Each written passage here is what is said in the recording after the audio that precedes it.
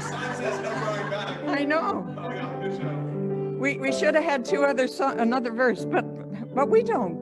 And it's perfect. It's perfect. No going back.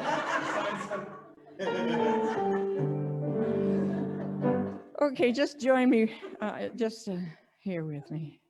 It's a sign.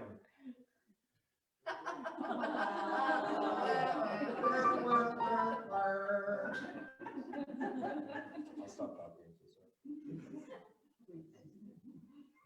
I know I have a talk in here somewhere.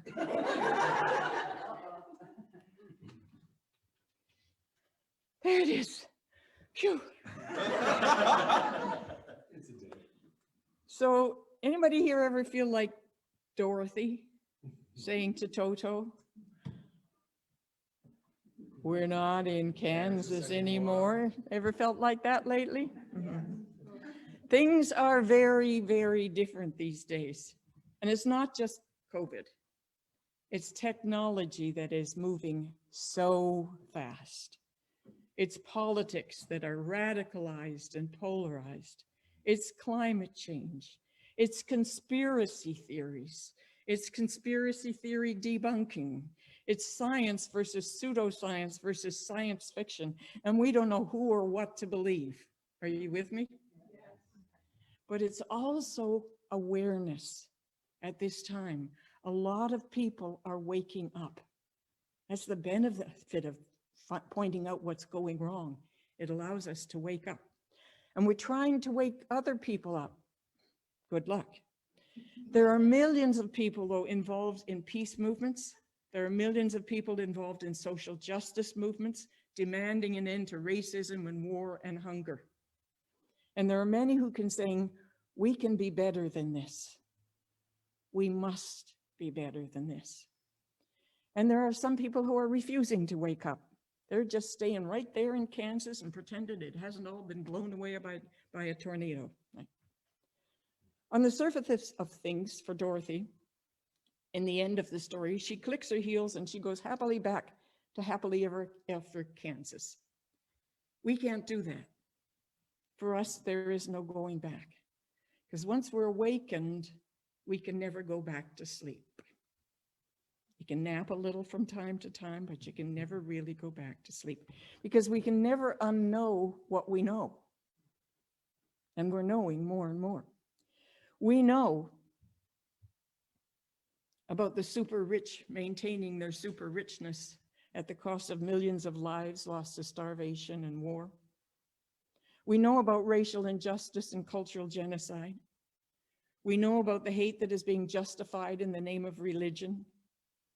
You know, we might attribute to some great conspiracy. We might attribute to an inherent human greed and selfishness. And we might attribute it to just plain ignorance, just not knowing what we're doing, not knowing a better way. But whatever the cause, there's the frustration of not knowing what we can do about it as individuals, right? It seems like the deck is stacked in the favor of the rich and powerful. It seems like maybe we're wasting our time trying to make change sometimes. And it seems like, perhaps sometimes it seems like the human animal is inherently stupid and greedy. But I don't think so. And unity doesn't think so. Unity doesn't teach that. Unity teaches that we are all manifestations of the one perfect good life. That we are all inherently of God, like God, made in the image and likeness, made of God's stuff, if you will. Therefore, what we naturally are is goodness, love, beauty, joy. So what went wrong? What's covering it up? What is showing up in our world right now is the false beliefs and ideas and fears that we have held in the common mind as individuals and together. We've bought into these fears and we've covered up the knowing. And that's caused us as a civilization to forget our truth, to forget who we are. So we know the power of our word, the power of our intention, of our affirmations, of our prayers. We know that. That's what we teach. So what's gone wrong? Why is there so much greed, so much suffering, so much fear in our world? Well, you've probably heard me say many times, and I'll say it again, that I believe that there is one underlying belief that underlies all the problems that we experience in our life. And that one thing is a belief in separation, a belief that every man is an island, a belief that there's only so much to go around and I have to get mine at the expense of yours. A belief that you are different from me and therefore you want to harm me and I need to protect myself from you. A belief that we're separate from each other, belief that we're separate from our supply and that we're separate from God. There's a line from the play Grace and Glory, spoken by Grace, a dying elderly woman. She's talking to her young niece, and she says, she's been knitting a sweater. And she says, maybe it's like this sweater, you know, the way everything in this whole world is, you know, connected. You see, each stitch in this sweater, they ain't much by themselves, but you break even one, and the whole sweater falls apart. You break even one of us, and it all falls apart. We are all manifestations of the divine life. We're bits of God, and God is incomplete without every one of us. Think of that. Without you, God is incomplete. I've been reading lots of blogs and posts and essays lately about the way things are today. And so many civic leaders and spiritual leaders and shamans and wise old people are speaking up and saying that the work that must be done now is the work that we must do as individuals. This is the time to vote. This is the time to wake up and speak up. This is the time to look after yourself, to heal yourself, to fortify yourself and those that are close to you spiritually. This is the time to get ready. So when the time comes that we can make a significant change, we're prepared, we're strong, we're ready to do it. Grace goes on. Now, I might not know what my life's been for, but I do know that God put me on this earth for a reason. And even if it's only like a stitch in the middle of this sweater, to hang on to the stitch that comes before me, and to the stitch that comes after me with the other hand. If that's all I was put here to do, that's still a mighty important thing. And that makes me a mighty important person. Each and every one of us is a mighty important person. Mighty important. I'm very conscious of that word since Thomas pointed it out in our affirmation. Mighty to attract our good and radiate good to others. Mighty, we're prepared for that. We have everything. We are mighty important people. Everything we do is important. Every little change that we can make in the way we think is important. Are you willing to change the way you think? Are you open to changing your thinking? You know, Centers for Spiritual Living has the slogan, change your thinking, change your life. Everything we say to our brothers and sisters, even especially those that we don't like, those that are politically disillusioned, those are who are our enemies, everything we say to those people is important. It's creating a new world. Because even when COVID-19 is eliminated, even after elections are over, even after the economy is back to normal, there ain't going to be no going back. We won't be able to click our heels and go back to Kansas. We are evolving, and this is part of our evolution. And some of us seem to be evolving at a faster pace than others. You may be familiar with Ken Wilber and his integral theory. He has this system called the spiral dynamics. And it's essentially, what he's saying is that our evolution is not linear, it's circular. and that we come back to the same conditions in life, the same conditions in history, the same conditions in the world over and over again. But if we're evolving, we're seeing them from a higher level, right? So it's not unlike in some ways, Maslow's hierarchy of needs. He starts with the base level of the spiral dynamic is colored beige. It's about survival. It's about food, sex, sleep. We all know some people who are still there, don't we? The next, life is survival. The next level is what he gives a purple color, and he calls it life is in the lap of the gods. There are these infinite powerful beings, and there's just us little ants down here, and we're at their disposal. We can't do nothing about it. Life is just happening. I know some people who are there. I used to be there. The next, slightly higher in the evolution, is red. That's when people start to believe that maybe they can do something about it, but what they do is fight. Life is a battleground. Life is a struggle to get mine. I have to be, always alert, ready to fight for it. And then the next level is blue, and this is an area where a huge number of people still dwell today, I think, God's will and law. In other words, this is the way we've always done it, so it must be right. This is the way our country does it. This is the way our family does it. This is the way our church does it. I'm going to follow the rules, and I'm going to stay right here. Know anybody like that? No? The next level is orange, and that is all about, now you're going to know somebody in this one. Life is what we have and own. Anybody? This is all about success, making it, struggle, yay, beating other people, getting more stuff. What percentage of people do you know fall in either orange or below? 90%?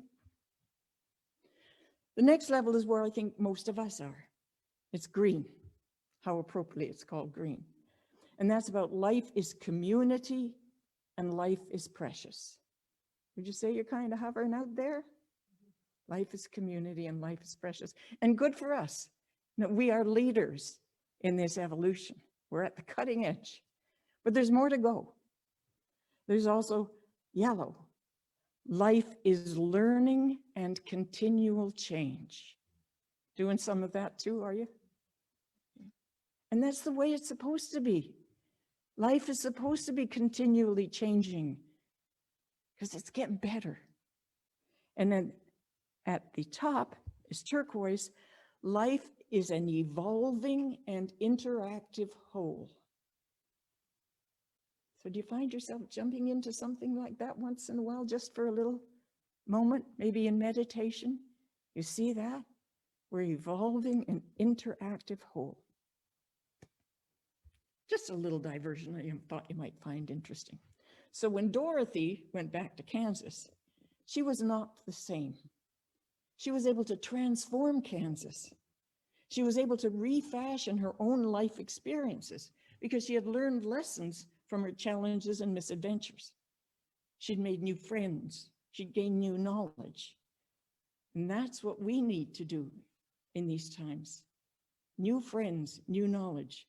We might make new friends, or we might get to know some of our existing friends on a deeper level. And it may even come to that some of your friends you might have to bless and release. Anybody on their spiritual journey felt the need to do that? We will have gained knowledge from all of this. It may be knowledge that we have to choose whether to assimilate it or pretend we don't know about it. Anybody ever pretended you don't know something? Yeah.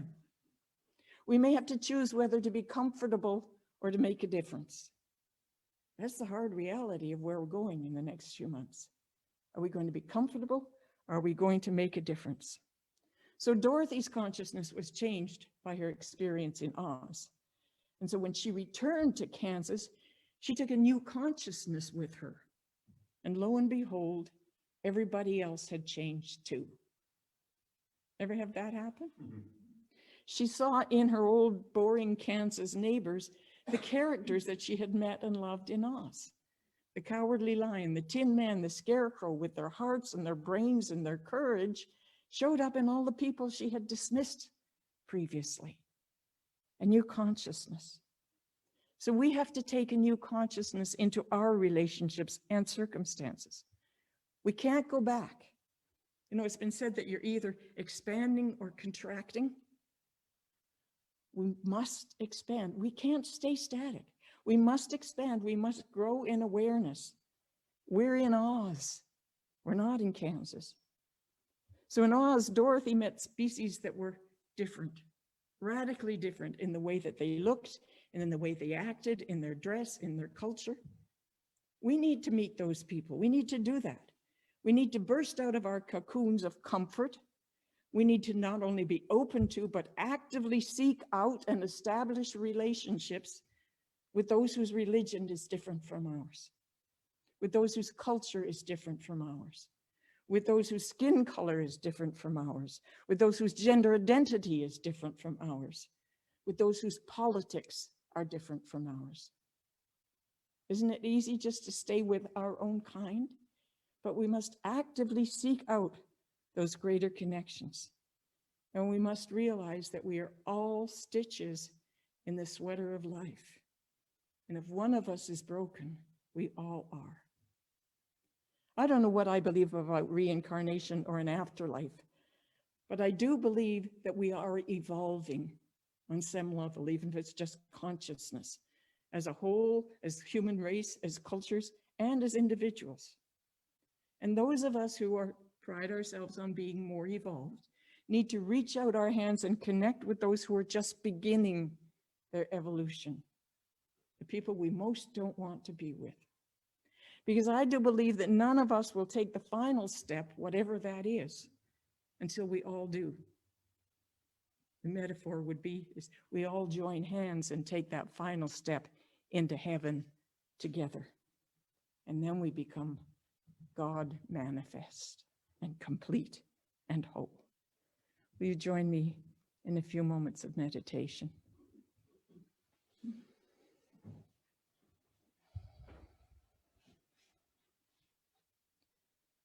And I invite you to see our life, this life experience, as a rainbow. Knowing that every color in the rainbow is needed to be complete. And the merging of colors and the blending and the slight tints as the colors move from one to the other. Some not so easily seen, but all there.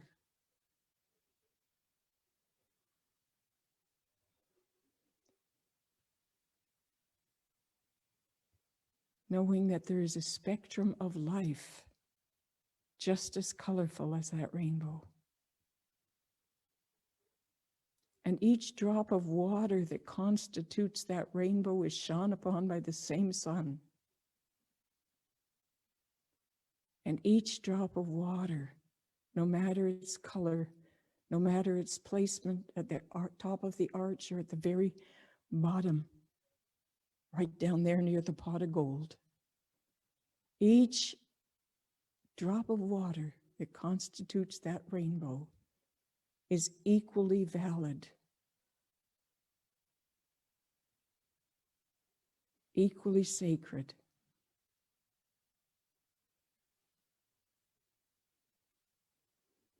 and equally loved by the infinite.